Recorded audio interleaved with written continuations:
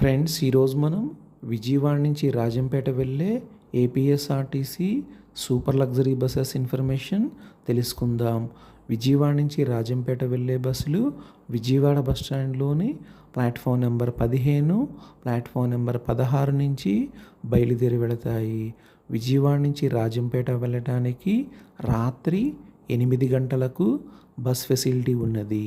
ఈ bus Vijayawada bus స్టాండ్లో రాత్రి 8 గంటలకు బయలుదేరి రాజంపేట వెళ్ళేసరికి ఉదయం 6 అవుతుంది. విజయవాడ నుంచి రాజంపేట వెళ్ళటానికి బస్ టికెట్ 715 రూపాయలు. టోటల్ జర్నీ 10 గంటల సమయం పడుతుంది.